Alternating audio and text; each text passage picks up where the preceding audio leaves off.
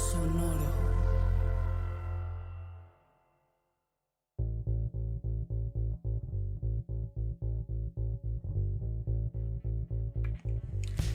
La necesidad de no ver a Hollywood. Desde hace mucho tiempo el verano se convirtió en esa temporada cinematográfica en la que las películas de Hollywood llenan todos los espacios en la cartelera. Es decir, las megaproducciones en busca de recuperar su inversión en el menor tiempo posible se convierten casi siempre en la única oferta en los cines, nos guste o no. ¿Es eso bueno o malo? ¿Puede un cinéfilo de verdad crecer viendo solamente películas llegadas desde Hollywood, no siempre hechas con el mejor estándar de calidad, ya no digamos de propuesta? ¿Qué consecuencias directas e indirectas acarrea esta situación? El cine de otras partes del mundo, comenzando por el mexicano, se ve desplazado y a veces invisibilizado, y eso, querámoslo o no, nos perjudica en muchos niveles a todos y a todas. ¿Podemos hablar ya de la necesidad de no ver a Hollywood? ¿Qué hay que ver entonces? Para hablar de este complejo tema, invitamos a este podcast a la experta Magali Olivera, editora de Ambulante, del Festival de Cine de Barrio Festival y de Cinema Queer México, además de ser amiga de Cine Garage. De eso trata este episodio. Yo soy Eric Estrada. Esto es Cine Garage. Aquí cabe todo el cine.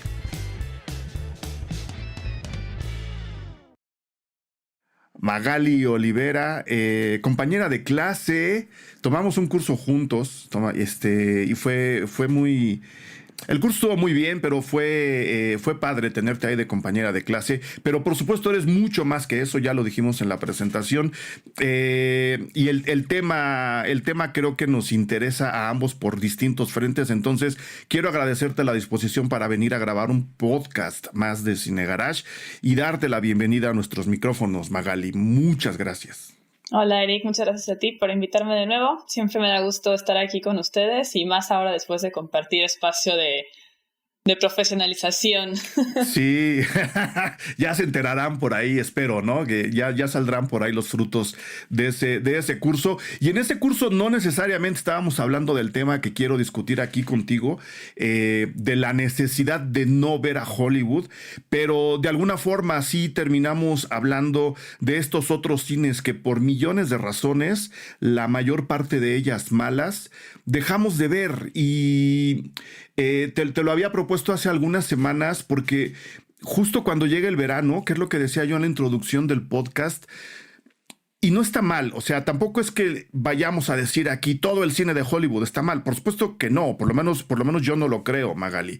Hay muy buenas películas que llegan de la industria cinematográfica más poderosa del planeta, no sé si la más grande, porque ahí está en China, ahí está la India, en donde se hacen muchas películas, pero el poder de penetración que tiene Hollywood, por lo menos de este lado del mundo, es muy grande. No todo ese cine es malo, e incluso el cine, como se le llama también, el gran cine hegemónico, pues tampoco está mal verlo. O sea, se puede uno acercar a esas películas.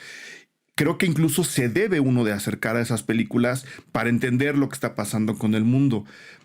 Pero lo malo viene cuando es lo único que tenemos en cartelera y mucha gente no se da cuenta que efectivamente es lo único que tenemos en cartelera, y en épocas como en el verano cinematográfico mucha gente sigue apoyando que eso sea lo único que tengamos en cartelera, que es donde viene mi preocupación, Magali, y por ahí quisiera darte yo la introducción para que abordes el tema a como mejor te parezca, si estás de acuerdo, si no, si ves Hollywood o no, por ejemplo, porque creo que, insisto, de repente hay que voltear a echarle un ojo a lo que están haciendo allá, ¿no?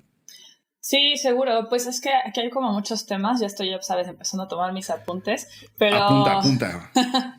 Pues mira, empecemos como por esta pregunta que siempre surge en estas conversaciones, que es si se ve Hollywood o no, ¿no? Yo sí veo Hollywood, lo disfruto, me compro mis palomitas grandes y lo veo como la experiencia que me parece que de pronto es una desconexión, un entretenimiento, una forma de acercarse al cine distinta a la de la experiencia cinematográfica de cuando veo un documental de denuncia sobre tal caso de desapariciones, o veo una película experimental, o voy a una función de cine expandido. O sea, cada una de ellas tiene como sus diferentes experiencias y formas de aproximarnos, ¿no? Mi argumento siempre ha sido, o procuro que sea, que cuando nos acerquemos a las distintas narrativas, sus distintos formatos, sus distintas formas de exhibición, lo hagamos con conciencia de qué estamos viendo, ¿no? Cómo se hizo y cómo nos aproximamos a ellas. Para mí el problema empieza cuando Hollywood quiere ser apreciado con los mismos conceptos, por ejemplo, de una película independiente que se hizo en México sobre el caso de denuncia de tal cosa, por decir un ejemplo, ¿no? Creo que ahí, si utilizamos los mismos conceptos, empezamos con errores, a mi parecer, de apreciación, que son como está muy aburrida, no dice nada, es repetitiva, salí triste, para eso voy al cine, ¿no? O sea, como que creo que sí se escuchan estas ideas y tiene que ver como con la sensación generalizada de que el cine debe ser entretenido, estimulante, etcétera, que ha sido consecuencia del dominio en cartelera de narrativas mucho más industriales, hollywoodenses, ¿no? Porque como dices, no es como una coexistencia, no es un balance, eso es pues muy comprobable en cualquier cartelera y la cantidad de salas independientes contra las comerciales que existen en cualquier ciudad. Pero creo que el problema es ese, que no es que haya que ver una cosa o la otra esté mal, etcétera, sino cómo vemos cada tipo de historia, ¿no? Cada tipo de formato, dónde la vemos y cómo la queremos apreciar a partir de eso, ¿no? Me gustaría que ahondaras justo en eso porque mientras grabamos en la temporalidad en la que estamos grabando este podcast, yo estoy impartiendo de manera muy gustosa porque me provoca mucho placer impartir cursos, especialmente el de apreciación cinematográfica, y por ahí surgió una duda súper genuina, ¿no? En la que, hablando y tratando de explicarme yo ante la gente sobre el tiempo cinematográfico, el tiempo real, ¿no? Las tensiones que decía Tarkovsky se generan entre corte y corte, todo lo que ocurre en la pantalla entre corte y corte, surge una duda súper válida en donde alguien preguntaba, pero bueno, es que viendo el cine como lo propone Tarkovsky, es como invitarnos a ver una película más lenta. Sí, ¿no? Porque los cortes pueden generar una falsa sensación de acción en la pantalla, pero lo que yo intenté decirle a este chico es, ¿y qué tiene de malo que una narrativa sea lenta, ¿no? Creo que Hollywood, o por lo menos estoy generalizando cuando digo Hollywood, lo vuelvo a repetir, porque luego se malinterpretan estas cosas, Hollywood de repente nos ha hecho creer, como dices, que el entretenimiento en el cine solamente tiene que ser satisfactorio, número uno, es decir, adiós incomodidades, adiós sal triste del cine, adiós sal enojado del cine, dile no a las películas que te hagan no sentir feliz, que creo que es un signo de nuestros tiempos, ¿no? Este empujarnos siempre a sentirnos felices, satisfechos y contentos. Y por el otro lado, a hacernos creer que entre más movimiento haya en la pantalla, eso es, número uno, más entretenido, y número dos, mejor. ¿Estoy exagerando, Magali? Hollywood nos ha enseñado desde esta hegemonía que en la cartelera se presenta predominantemente en verano, nos ha enseñado a que el cine sea así. Sí, totalmente. Yo creo que sí es un efecto, consecuencia de este dominio de sus narrativas y sus formas. Un paréntesis rapidísimo que ahora mencionaba sobre definir de qué hablamos cuando hablamos de Hollywood, ¿no? Que bueno, no vamos a indagar demasiado en esto, pero hace no mucho que di un taller donde hablábamos de Hollywood y justo la primera sesión fue definir qué es este concepto generalizado de Hollywood, ¿no? O sea, obviamente no estamos señalando nada más cierta productora o nada más cierta compañía o solo ciertos actores, ¿no? Nos referimos como quizá como en muchas formas de hablar de esto, pero uno tiene que ver como con los presupuestos a los que acceden, otro como con las formas de exhibición, el acceso a salas, el tiempo en cartelera, etcétera, el Star System, ¿no? ¿Qué actores y actrices están ahí? ¿Por qué? ¿Quién dirige? ¿Qué relación tiene con el tema? O sea, hay como muchas formas de hablar del cine como industrial, Hollywood, como lo llamemos, pero sí, importante la aclaración de que no es una crítica directa a una película en específico, sino a formas de hacer cine y de presentarlo y de recibirlo, ¿no? Fuera de ese paréntesis, o sea, yo sí creo que un efecto que han tenido ese tipo de narrativas es justo que de repente pensemos que una película es mala si es lenta o es aburrida si es contemplativa, ¿no?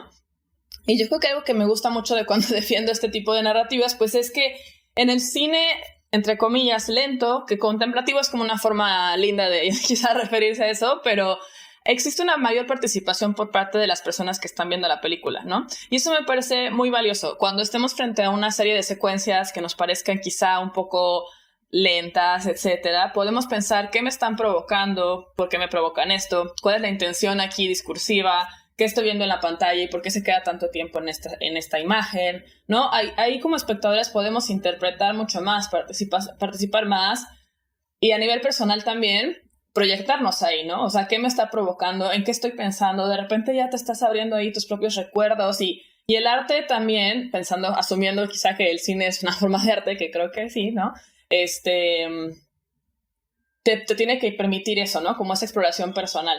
Cuando tienes una serie de secuencias que van a toda velocidad, con explosiones aquí y allá, la música por todos lados, el sonido está súper intenso, pues de repente no te permite participar, solo estás recibiendo, es un espectador pasivo, ¿no? Y para mí es importante que podamos ser espectadores activos, porque es lo que también se busca a veces con el arte. ¿Cómo participo yo en esta obra? No vengas a decirme lo que quieres que yo piense, sino cómo puedo yo empezar a pensar por mí misma, ¿no? Creo que es importante ahí.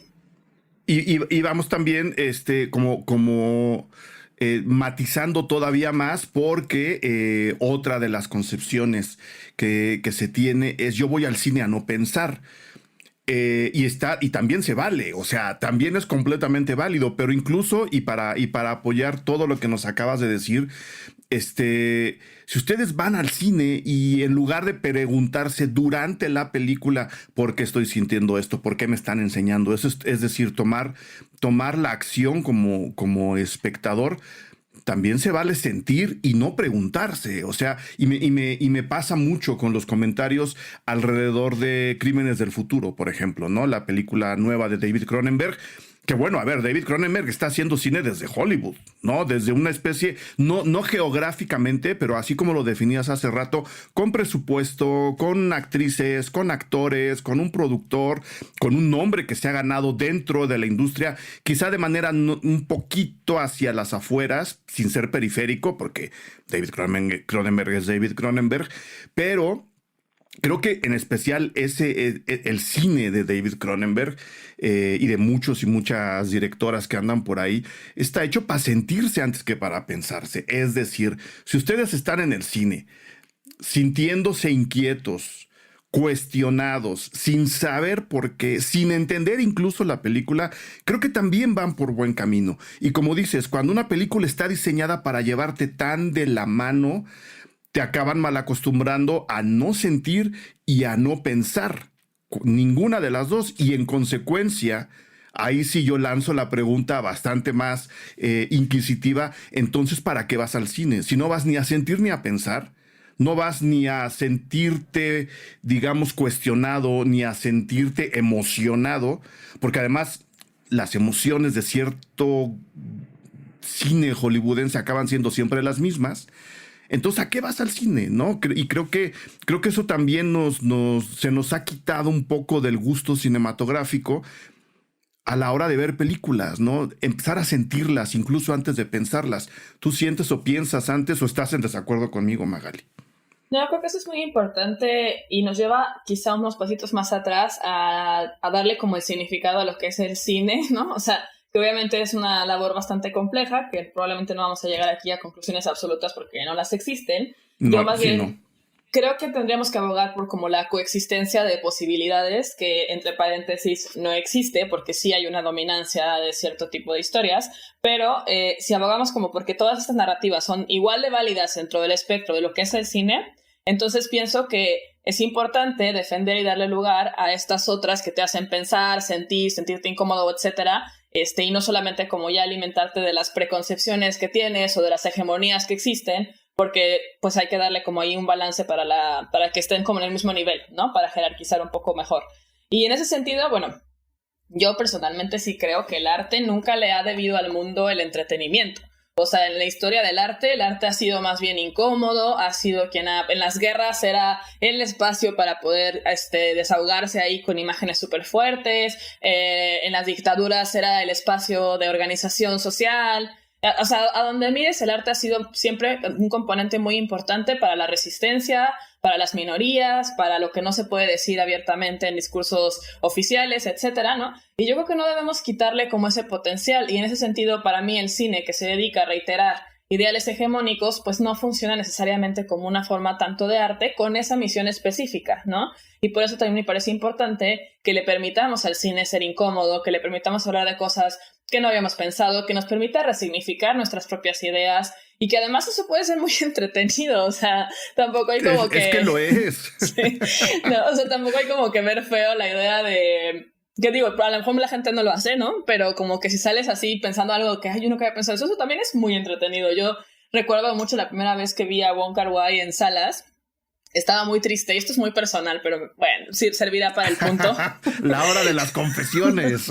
Porque sí, me encanta compartir de más, pero bueno, va hacia un punto objetivo. Que la primera vez que vi a Wong Kar-wai yo estaba muy triste, me había peleado con mi pareja de ese momento, no sé qué, y fui a ver In the Mood for Love. Y salí y me acuerdo perfecto que la sensación fue de resignificar mi dolor de ese momento. Yo me sentía muy mal, pero después de ver la forma poética perfecta que Wong Kar-wai había hecho del dolor de las relaciones, de lo imposible, etcétera, dije, ya, o sea, esto es algo como humano, es un dolor humano, lo puedes dimensionar con otras cosas y cambia mucho, ¿no? Y entonces, pues fue una distracción, pero que al final me dejó una plenitud casi espiritual que recuerdo con mucho cariño, ¿no? Y creo que también hay que pensar en el valor de eso, pues en el valor de pensar, de aprender, de sentirse, de incomodarse, como una forma también de entretenimiento y hasta de pues como profundidad más anímica, ¿no? O lo que sea. Y otra cosa, pues también, nada más porque lo mencionabas, es importante aclararlo, que sí que hay directores y directoras con como presupuestos y formas de hacer muy industriales que son súper valiosos y valiosas. Tampoco quiero que parezca que no. Ahorita que mencionabas tú el caso de Cronenberg, pues bueno, hablemos, por ejemplo, de Kubrick, ¿no? O hablemos, Sí. por ejemplo, de Scorsese o de Yorgos Lanthimos, ¿no? O sea, que son directores Hablemos de Julia Ducournau, que es una especie de Hollywood francés, ¿no? También. Exacto, sí, exacto, o sea, y también en alguna época en el cine de la nueva ola francesa había como una exhibición mucho más dominante de este tipo de narrativas que no por eso eran complacientes, ¿no? O sea, no está peleada la relación de buena exhibición y buenos presupuestos con malas narrativas. Hablamos de nuevo de un porcentaje específico de películas que se han hecho de cierta manera y demás, pero bueno, se puede hacer muy buen cine desde la industria, pero también se hace un poco en masa un cine que no tiene intenciones de complejizar ni profundizar. Ya vimos, y lo voy a decir, y si quieren tirarme ten en cuenta hate, que va a quedar para la posteridad, pero dilo. yo sé, atáquenme, pero digo, Marvel anunciando fase 5, 6, 7, 8 para 2025 ya tenemos tales películas. Yo dudo mucho de la calidad discursiva y de nuevo, atáquenme, que puede haber en alguien que está diciéndote ya todo lo que está pensando hacer para el 2025, porque ¿cuál es la urgencia narrativa de quien está planeando con 3 años de anticipación los productos que va a lanzar? O sea, para mí eso es una clara señal de que no están respondiendo a una necesidad de contar, de explorar, ya lo tienen predispuesto desde 3 años antes, ¿no? Pues me habla de que están haciendo productos en serie y a mí eso, como espectadora, no me gusta. Eso es muy personal, ¿no?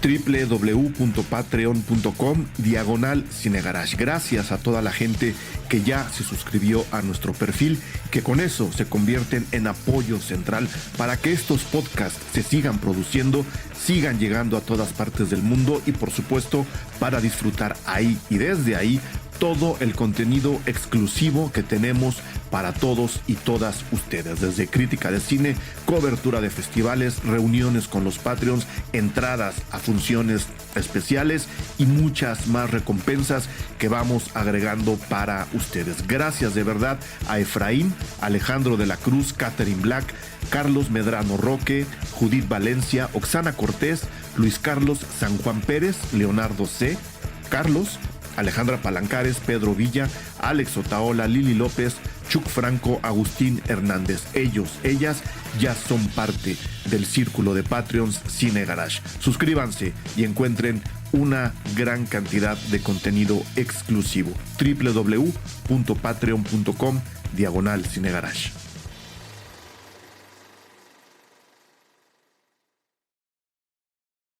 Ahí lo vamos a dejar, porque a mí tampoco me gusta, ¿no? Porque como dices, la calidad discursiva pues entra mucho en cuestionamiento ante anuncios como ese, ¿no? Y nada más para tratar de equilibrar. Evidentemente Pixar también es parte de la gran industria de Hollywood, aunque no están físicamente, geográficamente en Hollywood. Pero antes de que Pixar fuera absorbido por Disney, que sí está en Hollywood, ¿no? Anunciaban sus proyectos a futuro una vez que las películas entraban en el último proceso de postproducción. Es decir, cuando ya la cosa estaba más o menos armada, ellos decían, allá van las fechas de estreno de nuestras próximas películas.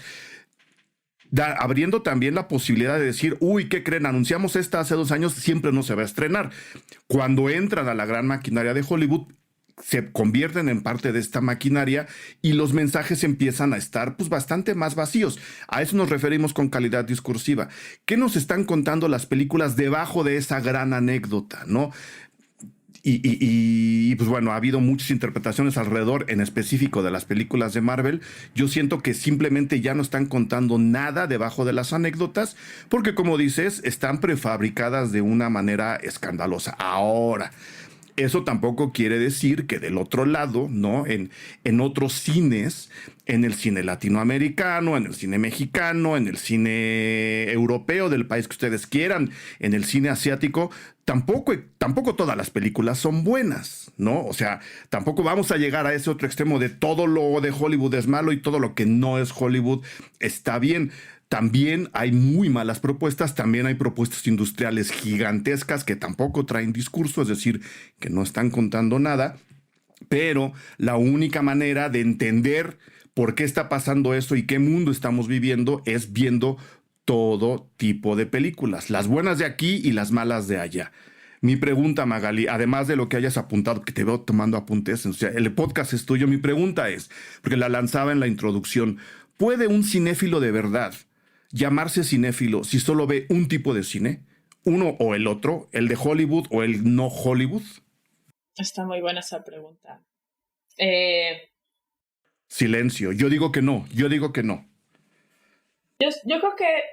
Ajá. Porque... Dilo. Porque luego también hay parte de la crítica en México que dice, sí. no, yo estoy centrando mi observación única y exclusivamente en el cono sur americano. Solo ese cine vale la pena, solo ese cine trae el futuro. Híjole, yo no me atrevería a decirlo de esa forma, especialmente porque luego, y ahora atáquenme a mí, luego también solemos ser muy condescendientes con el cine latinoamericano, sí. Déjame decirlo desde ahora. No, es totalmente cierto, y creo que la razón por la que me estoy tomando unos segundos en responder es porque yo misma, hace no demasiado, como que sí pensaba que podía ser cinéfila sin ver esto otro. Ahora, esa opinión ha ido cambiando, sin ver lo industrial me refiero, ¿no? O sea, como que esa opinión ha ido cambiando sí. En la medida en que he visto que verlo me ha permitido como complementar mis argumentos, mi apreciación, ¿no? Incluso para decir por qué no te gusta algo, pues tendrías que haber visto esa ejemplificación de lo que no te gusta, ¿no? Y ya decir, pues, ¿por qué?, ¿no? Y también han habido cosas que me han gustado mucho. Por eso mi propuesta un poco es no satanizar ni uno ni lo otro, pero saber con qué ojos lo estamos viendo, ¿no?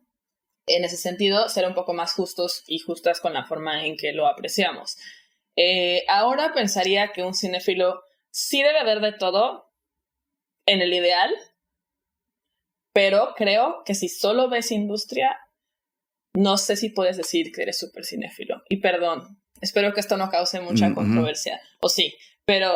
La va a causar, Magali. O sea, tú no te preocupes por eso, la va a causar. Igual y sí, y estaría padre como escuchar más perspectivas de quien defienda esto. A mí lo que me pasa es que sí siento que estamos hablando de definiciones completamente distintas de lo que es cine cuando hablamos del séptimo sello y cuando hablamos de Thor 28.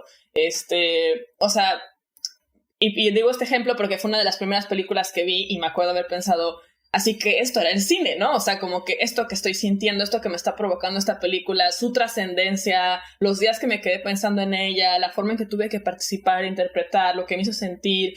Dije, esto es cine. Y ahí es donde dudo si un cinéfilo puede perderse ese tipo de narrativas, ese tipo de experiencias y asumirse como tal. Me encantaría tener esta conversación con personas que me dijeran que sí. Yo siento que no es un cine suficientemente complejo, profundo, y más que solo eso, porque sí puede ser muy complejo el universo de Marvel y demás, no es suficientemente sugestivo, no es suficientemente sutil. Exacto.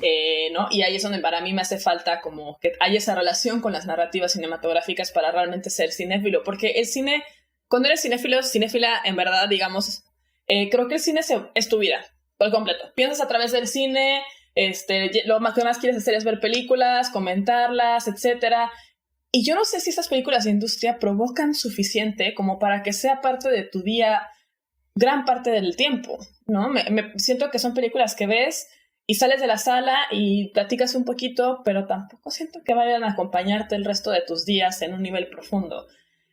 Tal vez alguien sí, no sé, pero no he sentido yo ese estímulo con estas narrativas, ¿no? Y a mi parecer, lo que hacen más es una innovación formal tecnológica, ¿no? O sea, vi Doctor Strange en 3D, maravillosa experiencia, yo salí impresionada, o sea, está impresionante esa película, está muy bien hecha, me gustó mucho, la estuve citando varias veces, pero me impresionó mucho a nivel tecnológico, ¿no? A nivel de lo que estaba como hecha. La historia no fue tampoco así como que la que me dejó resignificando lo que era la muerte y el amor, ¿no? ni lo que es ser doctor. La verdad, ¿no?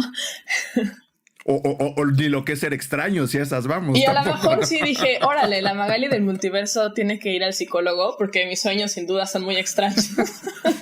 Pero no fue como algo que me dejara, que formara parte en verdad de mi imaginario, ¿no? Y en cambio sí te puedo hablar de otras películas que se han convertido en eso, con la misma hora y media que duran, pero la forma en que fueron presentadas, los temas que trataron y la manera en que yo pude participar en ellas, me movió. Y para mí la cinefilia es permitir que el cine se convierta en tu mecanismo de relación con el mundo, ¿no? Entonces ahí por eso es que me cuesta trabajo imaginarme un cinéfilo que no ve estas otras narrativas.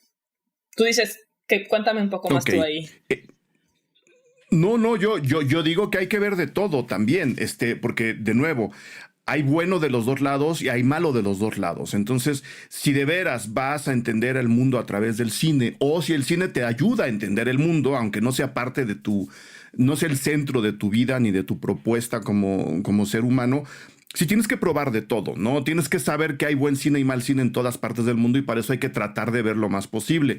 Sé que eso es difícil, sé que yo estoy hablando desde una situación bastante privilegiada porque yo puedo ver muchas más películas que el resto de la gente, pero centrándome en la cartelera, que también es una suposición bastante aventurada porque no todo mundo tiene para pagar una semana al día, una película a la semana, ¿no? Es un sistema mucho más complejo. Sé que estamos en ese terreno, pero si tienes para ver una película al mes, yo sí la verdad me cuestionaría porque me pasó en mi adolescencia.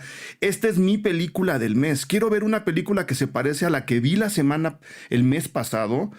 O quiero ver una película distinta, ¿no? Y yo, la verdad, va a sonar muy a presunción, pero yo acababa siempre eligiendo películas que no se parecieran a las que había visto antes. Es como cuando te dan de desayunar huevo revuelto y comer huevo revuelto y cenar huevo revuelto. O sea, exacto. No.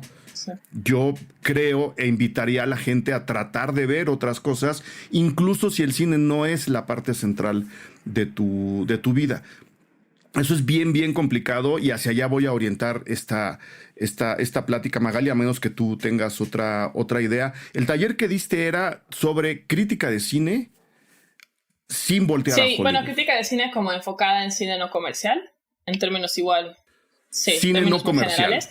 Pero sobre todo la invitación era a cómo conceptualizar las narrativas no comerciales de manera en que no caigamos precisamente, ni en condescendencias que ya mencionabas que es importante, de la verdad no me gustó, pero vive el cine mexicano, vayan a ver todos, pues no. Claro, no, el futuro está en el cine del Guyana del Sur. Sí, tampoco se trata de eso. O sea, no. Pero hay tanto cine no comercial. Saludos a Guyana. Sé que no hay Guyana del Sur. Lo dije para no ofender a ningún país, pero saludos a la gente en Guyana. O sea, y creo que ahí también existen mucho cine muy bueno en territorios no centralizados, ¿no? Donde ni siquiera tendríamos que ser condescendientes para apreciarlo. Hay cosas muy buenas. Solamente hay que saber, pienso, verlas o estar dispuestos y dispuestas a verlas con otros ojos, que era lo que intentábamos definir un poco en este taller, ¿no? ¿Cuáles son esos otros ojos? ¿Qué tenemos que saber sobre cómo se hace el cine, sobre cómo se presenta y cómo se aprecia, de manera en que podamos tener una narrativa no comercial y disfrutarla a su manera? No igual que cuando te compras tus palomitas gigantes y ves una película súper estimulante, ¿no? Sino estoy en mi casa y voy a dedicarme una hora a pensar en tal tema, cómo lo hago, qué quiero ver aquí, también existen como muchos otros conceptos que hay que tomar en cuenta, ¿no? ¿Cuáles son como las tendencias temáticas o formales de la persona que está haciendo esta película? Cuando hablamos de cine no comercial, muchas veces hay más autoría de por medio, porque no estás como trabajando para alguien que ya te dijo qué hacer, ¿no?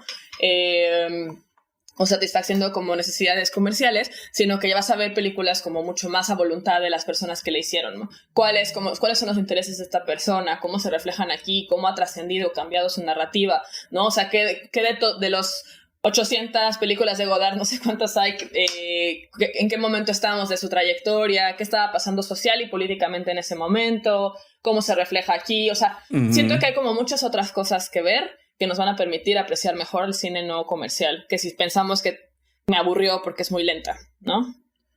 Y algo que... Claro, eso solamente retomando un poquito ahorita lo que decías, son dos cosas muy importantes. Una es lo que mencionabas de quiero ver la misma película que vi el mes pasado, o sea, algo muy parecido en cuestión de historia, representación, etcétera.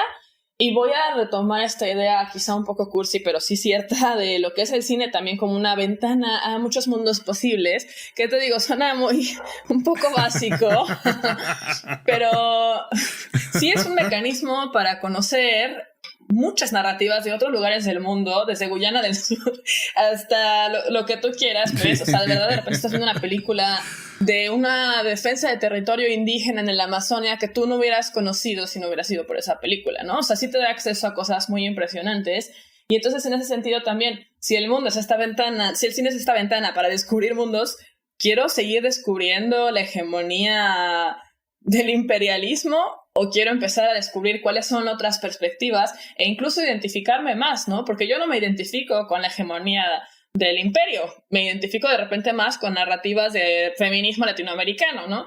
Y entonces me gusta verlas porque me hace sentir hasta mejor conmigo misma un poco, ¿no?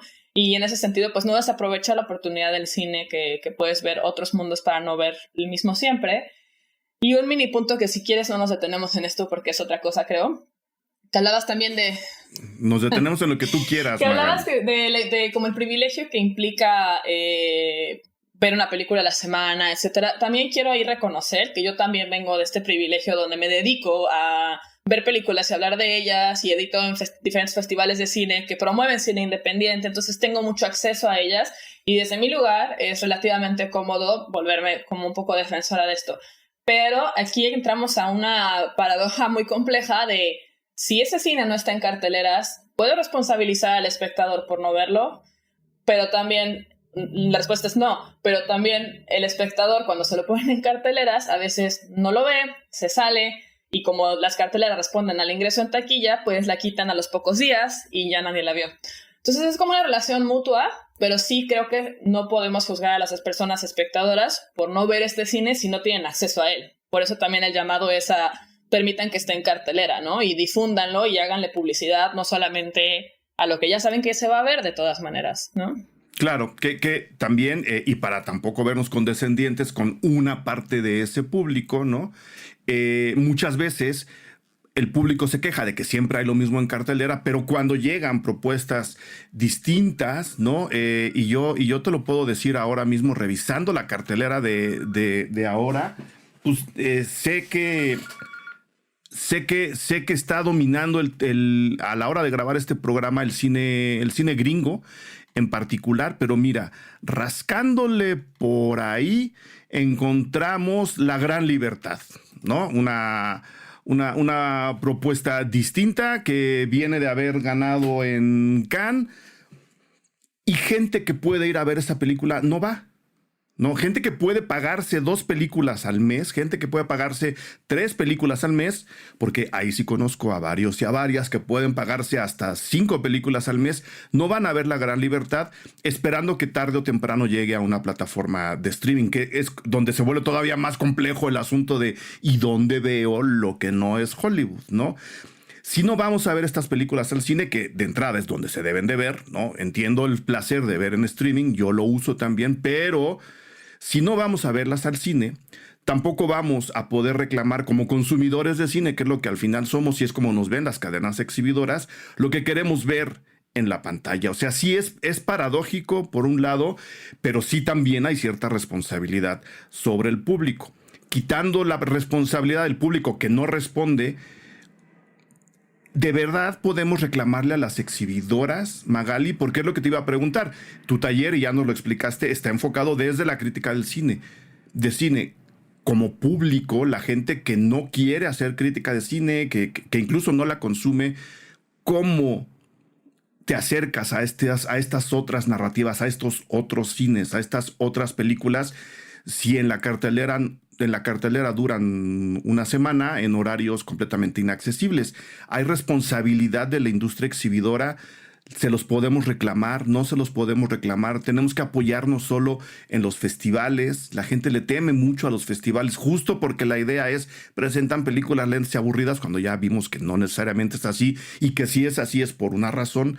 O sea, tú decías, me voy a cuestionar en qué etapa del creador está esta película, porque lo estás viendo desde la crítica. Viéndolo desde el público, ¿se vuelve más difícil, más fácil? Es una gran pregunta también. Es que también... Sé que te pongo en problemas, pero tú aceptaste y venir, ya sabía lo que venía, ya me has puesto en problemas antes. Pues hoy también, yo creo que esta es una red compleja de responsabilidades que tendrían que irse moviendo al mismo tiempo para generar un cambio real, ¿no? Porque creo que tiene que ver con todas las personas involucradas, con exhibición, con distribución, con quién realiza, con quién produce, con quién consume, etcétera. Porque, o sea, los productoras a veces están buscando narrativas que sean redituables, por lo tanto es difícil conseguir producción si tu historia no cumple con estos paradigmas. Responsabilidad del productor a productora. Pero ¿de quién depende que sea redituable? Del espectador, la espectadora. Responsabilidad ahí. Pero si no la encuentran en cartelera, pues del cine. Que si el único cine independiente está a 3 horas de distancia de la centralización de la cultura. O sea, es que esto es como muy complejo, ¿no? Y deja apuntar otro tema.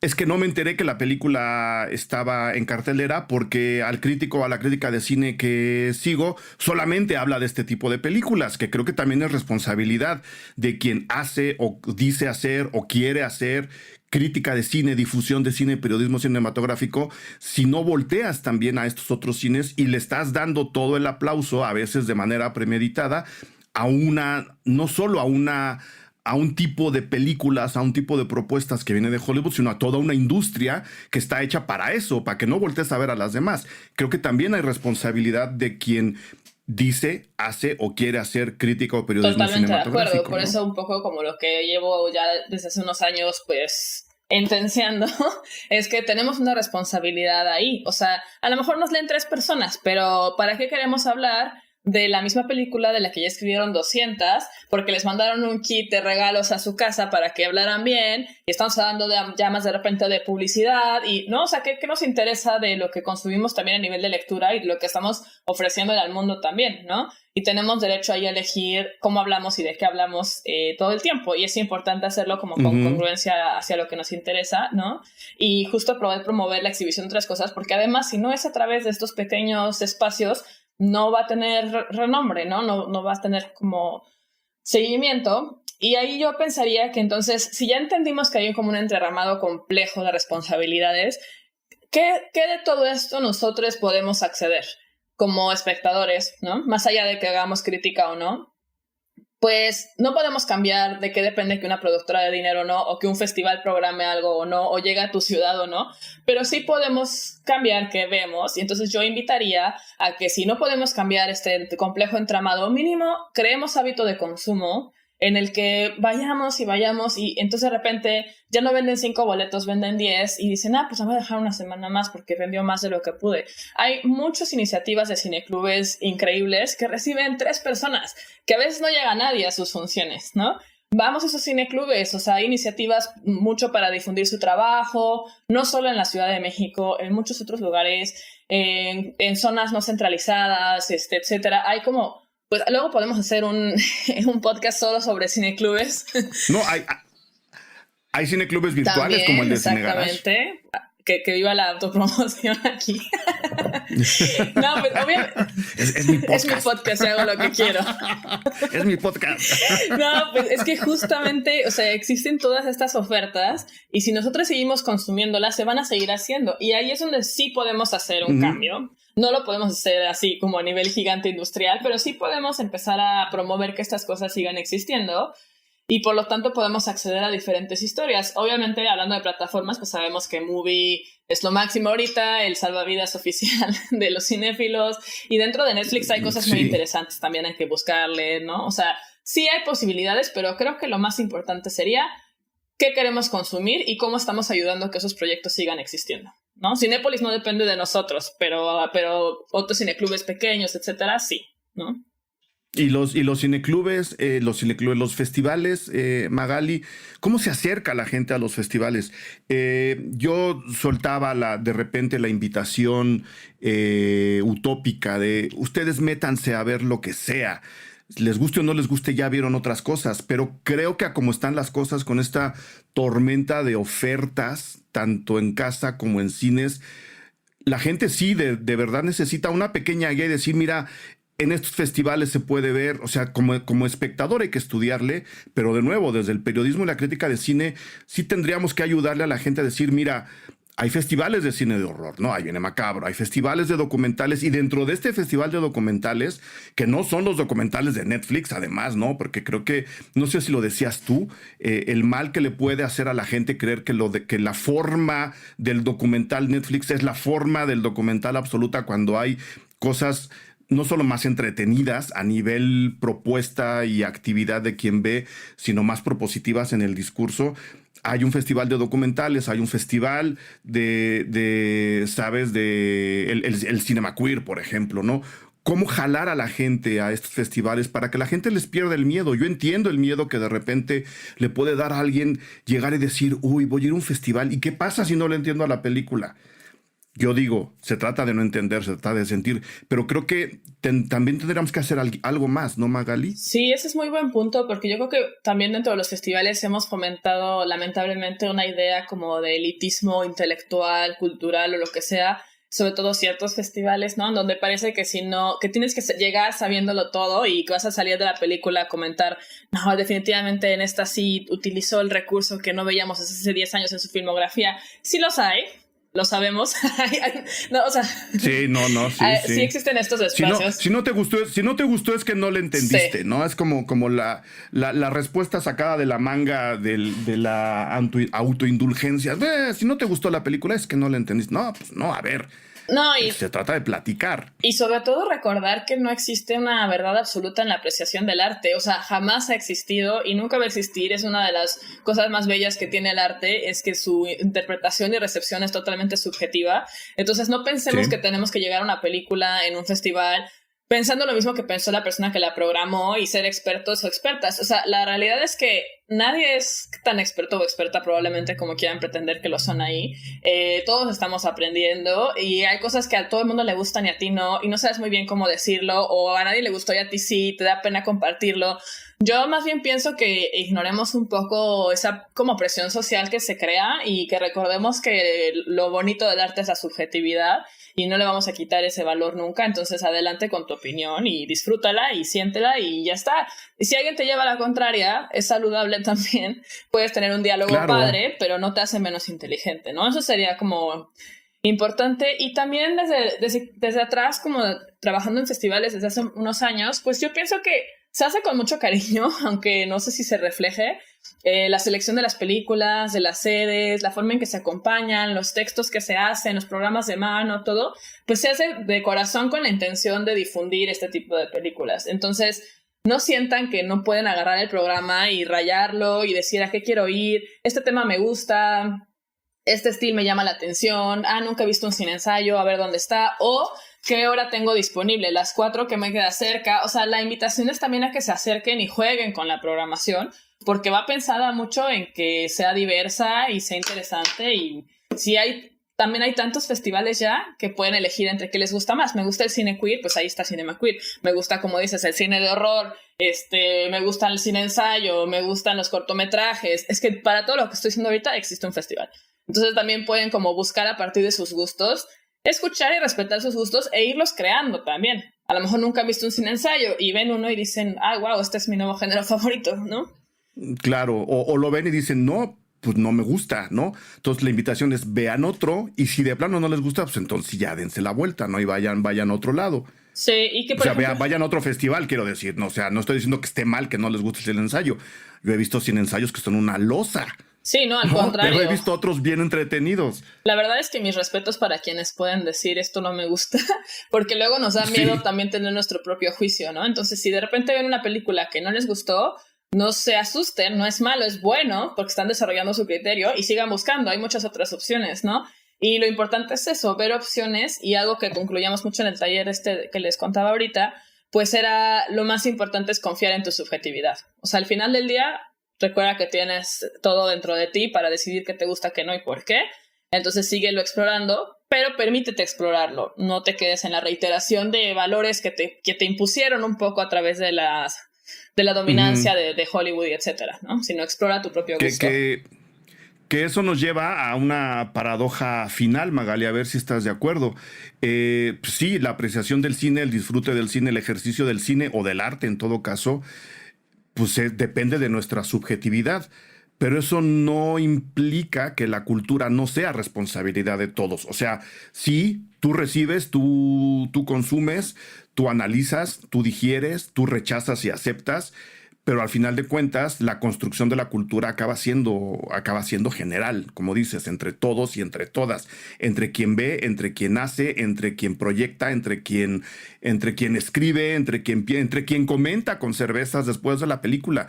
O sea, esa construcción de la cultura sí es entre todos. Entre más veamos, más propuestas, en este caso de cine, creo que nuestra cultura personal y social va a ser mucho más sólida y apuntando quizá a un futuro menos inhumano como el que tenemos ahora, eventualmente, ¿no? Sí, totalmente. Y yo creo que el valor de dimensionar que todas las acciones importan es importante, es valioso. Bueno, no, solo estoy redundando, pero es fundamental recordar la importancia que tiene cualquier acción individual a nivel colectivo, pero también es importante permitirnos no dirigirnos siempre hacia el mismo lado. Ese es como el balance que hay ahí, ¿no? O sea, sí importa lo que veo, recuérdalo, sí importa dónde lo ves también. Salas independientes necesitan mucho más de la compra de boletos que de las comerciales, ¿no? Pero al final tienes derecho a decir un poco qué quieres ver y qué no, mientras hayas ya como explorado el panorama. La idea es que las cifras nos dicen, las tendencias nos dicen que no necesariamente se está explorando el panorama, sino que nos estamos quedando a veces solo con una partecita, ¿no? Y la idea es eso, pues vamos a verlo todo para después decir un poco qué me gusta y qué me gusta en determinado momento. A lo mejor ahorita por lo que estoy pasando quiero ver solo cine de ciencia ficción, y después porque me interesé en tal tema por un libro que me gustó, quiero ver solamente cine sobre la muerte, etcétera. Es muy libre, pero lo importante es que haya voluntad y no imposición, consecuencia de el dominio en carteleras, etcétera, ¿no? Muy bien, muy bien. La invitación final es maticemos el término cinefilia. No solo hay que voltear para un lado, ¿no? Magali, ¿dónde te puede encontrar la gente? ¿Redes sociales? ¿Dónde te pueden leer? ¿Vas a volver a dar talleres? ¿Cómo está el asunto ahí? Pues sí, voy a volver a dar talleres. De hecho, voy a dar un taller en Casa del Lago, que ya va a ser ahora en septiembre. No me acuerdo exactamente la fecha, pero bueno, es un taller que voy a dar como parte de Cinema Queer México, donde vamos a explorar precisamente cómo las narrativas hegemónicas fomentan el sexismo. Entonces, si quieren entrarle, pues vamos a tratar de ver cómo podríamos, mediante cine independiente, ser más inclusivas y poder también ser un poco más queer, que es la idea del festival, ¿no? Es el siguiente taller. Tal vez haga una segunda edición del de Adiós a Hollywood. Estamos viendo eso. Y redes sociales, Twitter, Magali Olivera G, creo. A ver, ahora te doy tu Twitter, Magali. Por favor. No Magali. Luego no se me da esa parte. Magali con Y. Olivera con V, G. Eso. O sea, ese es tu Twitter. Muchas gracias. Gracias por ayudarme. Se ve que no lo usas, pero bueno, ahí escríbanle. Si tienes Instagram, ¿también lo quieres dar o no? Sí, el Instagram es María Magali, todo junto, Magali con I latina en Instagram. Sí, no soy particularmente fanática de las redes, pero con mucho gusto si quieren seguir platicando del tema, ahí estaré pendiente. Sí, pues solo sería eso. Y ahí mismo también, por cierto, estoy tratando de compartir casi siempre películas que creo que son valiosas y que se pueden acceder fácilmente y todo. Entonces, bueno, si quieren por ahí explorarle, pues me dará gusto recomendar cositas. Muy bien, muy bien. Ahí está la invitación a ver otros cines. No tienen que abandonar a Hollywood. Está padre ver películas de ahí. No tienen nada de malo. Pero hay muchas otras cosas, y lo digo siempre, que si observan, ven, sienten y deciden incluso que les gusta o no les gusta, muy probablemente van a provocar que lo que ya ven les guste más. O sea, no se trata de quitar una cosa y poner otra, es complementar los dos lados de una esfera bien padre que se llama propuestas cinematográficas, ¿no? Entonces, Magali, mil gracias por haber venido a platicar con la gente de Cine Garage. Muchísima suerte y pues nos encontraremos por ahí. Sí, muchas gracias, Eric, por el espacio una vez más. En el curso que tomamos éramos de equipos distintos, pero no competíamos, y aquí está la prueba. Así es, seguimos unidos. Gracias. Gracias, nos vemos. Gracias por escuchar Cine Garage. Si nos escuchas en Apple Podcast, regálanos una reseña para que más gente descubra este podcast. Suscríbete a Cine Garage siguiéndonos donde sea que escuches este programa para enterarte de nuestros próximos episodios. Cine Garage es parte de Sonoro. Ingresa a sonoromedia.com para escuchar más de los podcasts que aquí se producen. Este episodio fue producido por Brenda Bulnes-Meni, Fernando Santamaría. Agradecimientos especiales a Paco de Pablo y Héctor Fernández Mosqueda.